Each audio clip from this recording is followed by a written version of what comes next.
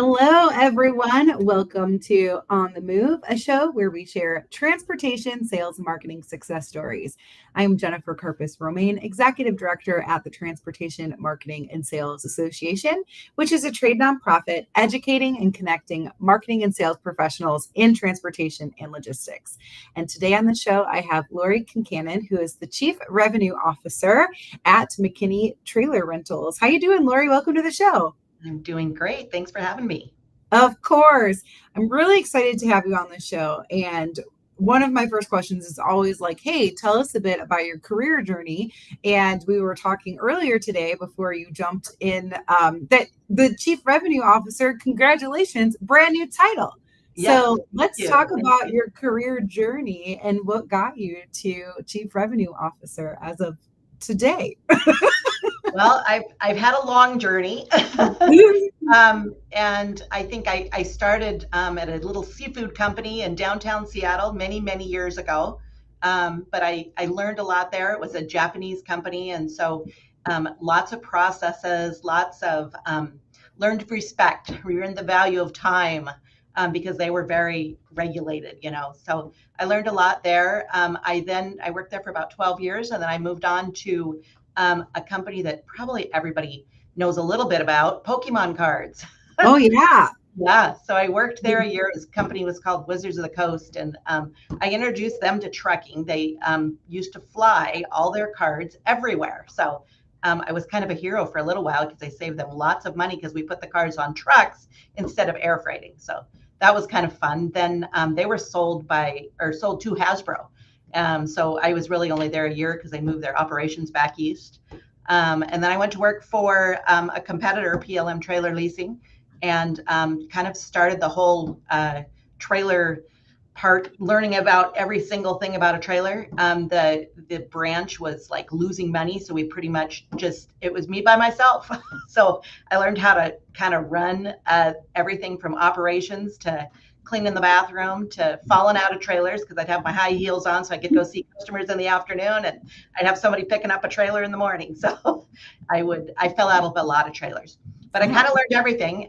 It was funny. My boss would call me and say, well, what are you doing today? And that was back when we used file folders. So I'd say, well, I'm on the seas today. I'm calling every single customer that ever rented a trailer before.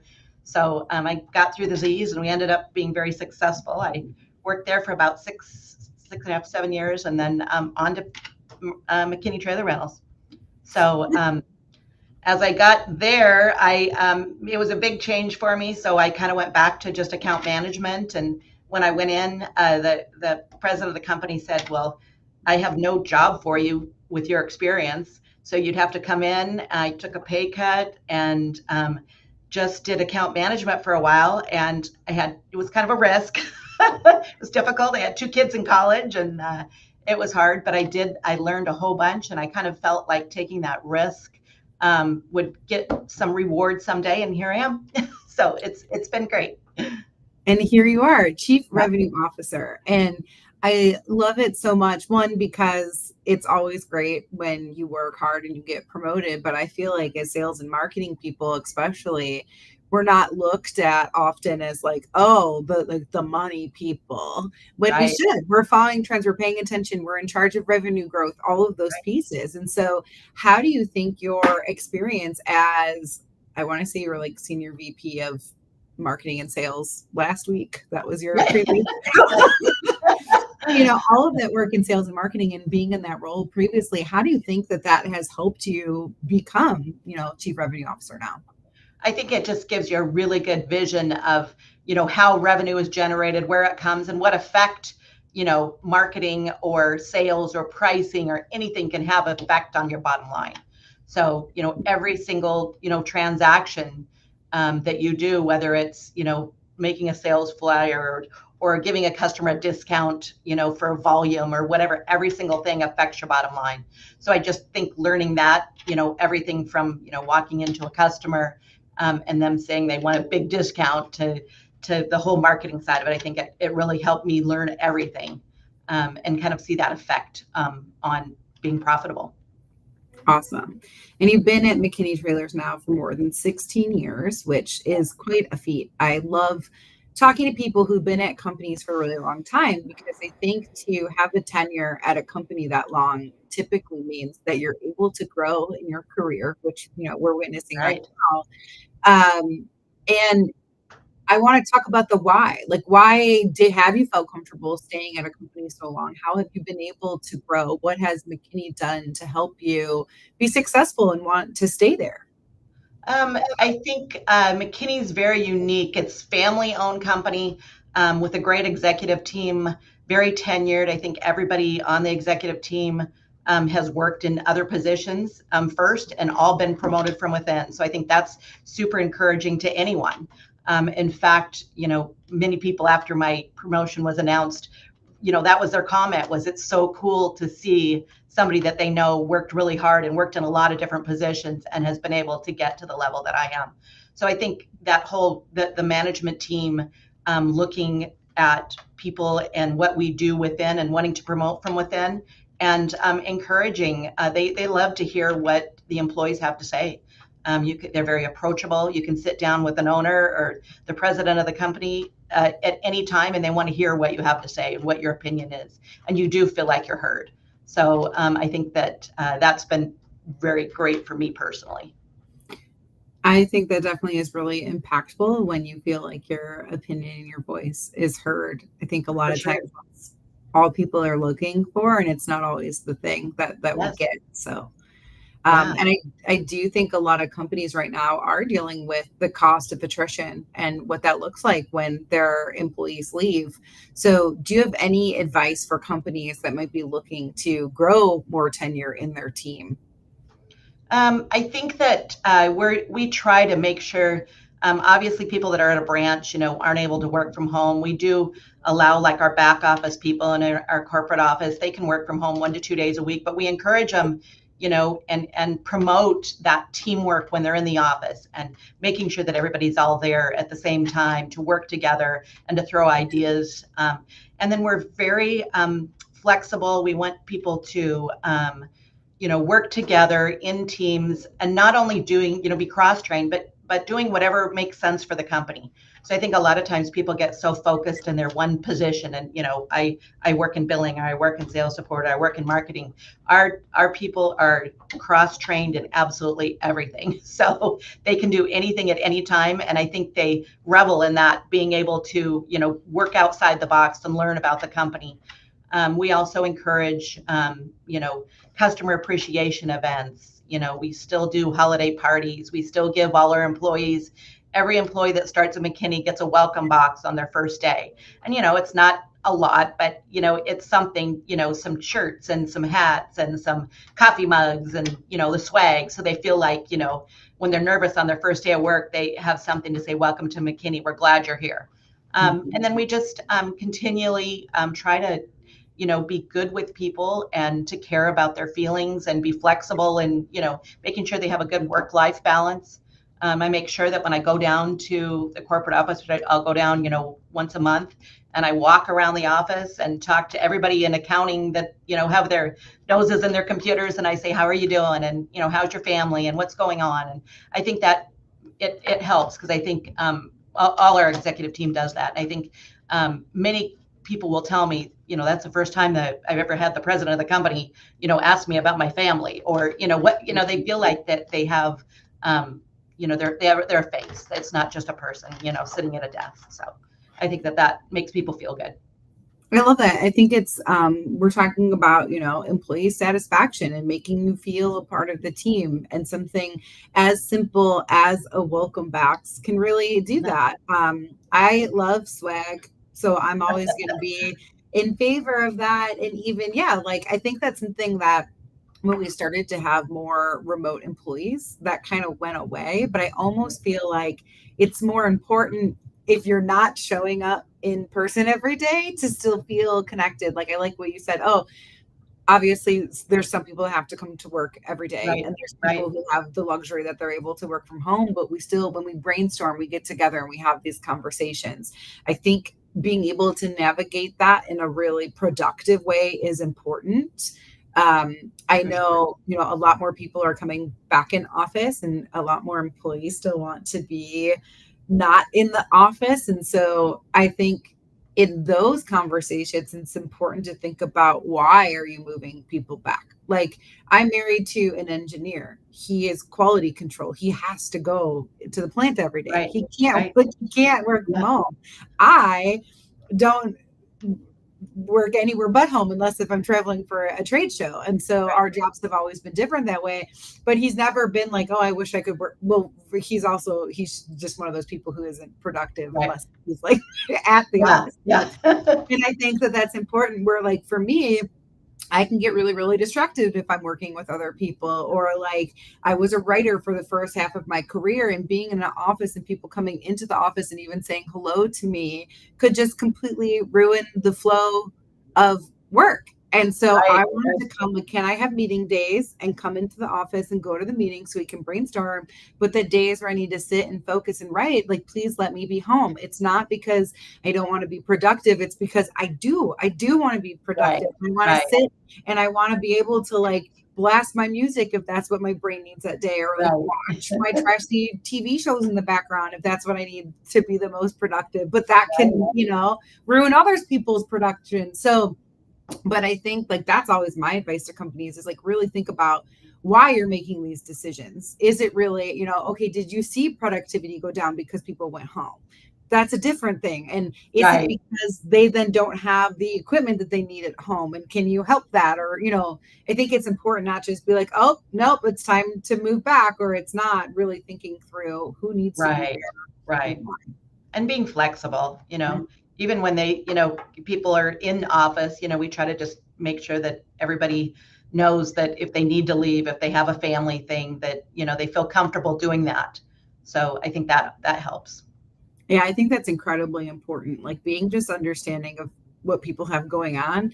I know when I first started to want to work from home a little bit more, it was the writing piece, but also I get migraines. I don't want to drive a vehicle when I have a migraine, but I could Right. normally get some amount of work done and Right. be able to focus. But I don't want to get behind a wheel. I don't want to be stuck in a place that's, like, really super far away from my dark bedroom, Oh to, yeah. like, Yeah. get those lights. And so I can be productive at home, but it's the cost of transfer to the Yeah. office really Yeah. going to push me out of it. And I had jobs that were like, no, you have to come in. I'm like, okay, well, then I'm going to miss my deadlines on all of the things today. And I will take a PTO day because it's unsafe for me to Right. drive. So Right. being understanding of that, and, people take care of other people, and they have to be For able to sure. do For that. sure. So I think that can go a long way. Yeah. And I think a piece of this is professional development too. And I really love how you said that everyone is cross-trained on everything, which Oh I yeah. think is incredibly important, especially for sales and marketing people, because if we need to sell what we're doing, if we need to position and market what we're doing, we need to know what we're doing. And I don't think that every sales and marketing person is given that space to really be able to do that, to do the work, to, go into a truck or go into the office or go sell or lease or whatever those circumstances are. And even I always tell marketing people, go on to sales calls and listen. Oh yeah. For sure. Like, you have to be able to do that, because you're never going to be able to talk the talk if you can't walk the walk at all. Right. Right. For sure. We do that. We send our all new salespeople. They spend time with our sales support team, our marketing team. We have quite a rigorous training where they sit with every single person and find out, what they do, why they do, how they do it. And the new employees, we encourage, if they're at a corporate office or back office, that they are going into a branch at some point, and watching a trailer inspection being done, watching the customers pick up, going on a sales call, and trying to get a feel for what we are selling and what the customer needs. Absolutely. Is there any other, like, really specific things that you think sales and marketing people should make sure that they're paying attention to, processes, things outside of, like, your normal day to day, that you think would be beneficial? I think just being flexible, with the changing marketplace, and especially with SEO and AI and all these things going on. I mean, I know, our own marketing, we do so much that we can't be at the top of our game or knowing what's going on all the time with technology. So we outsource. We have a marketing company that does our website and our SEO, helps us with marketing. We have another company that does our social media, because I'm terrible at it. So at least they're doing all that for us and doing our graphic design and stuff, rather than trying to employ experts and all those, because you have to keep up on it. If you're not, in that every single day in that world, you're going to miss something. So I think just really trying to be flexible and trying to make sure that you have experts, all the time. And then I think that the sales landscape is changing with so much, kind of consolidation of companies, especially in the transportation field, and a lot of centralization and that. So I think the sales landscape has changed quite a bit, with people just, wanting to go one place, that one-stop shop. They want centralized, they want, national rates, they want, everything to be super easy. They want to be able to, go into the computer and click on a box and say, order a trailer. So that's not quite what we do. It's a different business model, but we try to, we have a sales support team that handles all our centralized account, our national account, and they may handle everything from, the reservation process all the way through to collections. So we try to do it all and do it well. So that'll helps us, differentiate us with our competitors. Right. And we talked about how, like, part of this then is how to professionally grow what you can do internally at your company, shadow other people, take on the roles, all of that kind of stuff. But I think there's also an element of professional development that's outside of the company. So we actually met years ago. We were trying to figure this out a couple of weeks ago when we actually met. But I remember meeting you before I took on the role of executive director at TMSA. Right.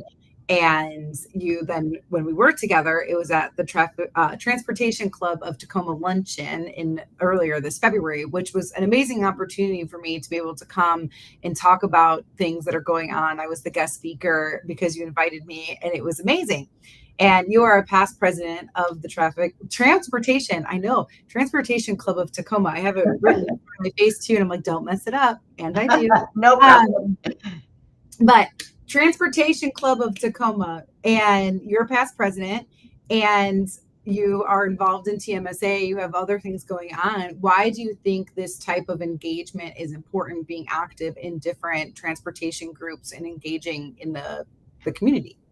I think it's just a great way to network and to learn about what the customers want and need. And we encourage everyone in our sales team. In fact, we're in like 9 states now, and every single one of those states, we belong to the state trucking association, along with, individual traffic club and transportation clubs like we are here in Washington. We encourage everybody to go to meet the customers, to network, to learn as much as they can about the customers and what the customers' wants and needs are. And then, it's just great for referrals too. I know I will have people calling me from the transportation club when they need a trailer and they've never rented a trailer before. But they've seen me and then met me through, the networking. And so that's always good too. But it's, getting your name out there, getting your brand out there.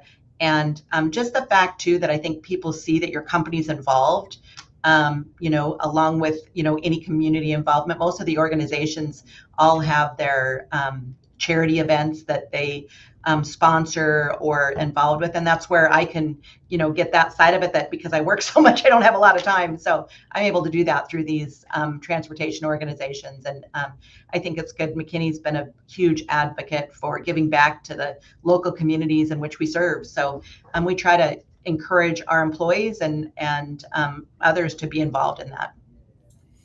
I love that. And I'm just going to take this opportunity to plug something that's going on at TMSA, because you mentioned, McKinney does a great job giving back to the community. That's actually something at TMSA that we like to highlight. We have our Purpose Award category, and so it's open for submissions now. So if you do not just you, Lori, I mean, you should consider submitting. But anyone that's watching or listening to this, we have different awards that we like to give out, and Purpose is one of them. And so anything that is a community-based or sustainability-based program that you're doing to give back to your local community or the logistics community is a good fit for that one. We have the Trailblazers, which is going to be your best of sales and marketing. And then we have the Rising Stars open as well right now, which is anyone who's been in the industry for 5 years or less and is really, doing an awesome job. So submissions for that open for members, is a charge for non-members, but submissions open through the end of March. So if you're thinking about that and thinking about how important it is to give back to the community, we do a community give back here at TMSA at Elevate. And I remember sitting at the Transportation Club of Tacoma event, and you guys were talking about how you guys were giving back. And I love to see that. I think it's really important as organizations to give back, and as associations, when we're bringing people together, to highlight some ways that we can do that most effectively. Sure. So you, prior to taking on this chief revenue officer role, you were in charge of sales and marketing at your company. And that's something that you had done for quite a few years. So I'm wondering how you feel like that role of marketing business development in transportation evolved over the past 5-10 years. I think it's changed a lot. Just like we talked about with kind of everyone centralizing. We've recently added more national account and business development people because I think having those hunters out there looking for little gems that other people might miss, and the whole centralization of kind of a lot of the big customers have they're buying up each other, and everybody's just consolidating. So I think having that national account ability is for all companies. You have to have it. We've been, because of our branches in different states, they all have had a kind of a goal to act like this branch maybe was their own company, and to treat it like they would if it was their own money when they're spending money or going out and doing things. We've always asked them to act like it was their own business. And so I think it's been a little bit of a change in us going more national accounts. So in the local level, they have to take care of those national accounts. But then we have, now directors of national accounts that go out after these much larger companies. And I think our service business model is such that many of these national account companies, once they start doing business with, they're thrilled to do business because we still have that local touch. We have the local touch from each of our local branches. So I think that is super important. So we've been very successful in just kind of transitioning from this little local business model to a national account model. And even though we aren't nationwide, we do have trailers on lease throughout the entire U.S. We have a lot of partners and vendors that we use in other states. So we've been able to kind of make that switch to be nationally recognized, not just as a regional partners, which we used to be. So I see McKinney in Ohio. Yeah, that's always a really fun game for my husband and son when we travel places, is me pointing out all the trucks that are my members. They don't think it's as fun as I do, but I enjoy it. It passes the time. Oh yeah, I used to get pictures of my kids when they were away at college. They'd be taking pictures of McKinney trailers. And we still get that from family members and everything. I love that. We have a little thing that we have on our website that we have, McKinney out on the road, so people will take pictures and send it in. I love that. I think it's so fun, and it's a way for people who aren't in the industry but are in our lives to connect with what we do on a day-to-day basis. So very cool. McKinney in the Wild, it's called.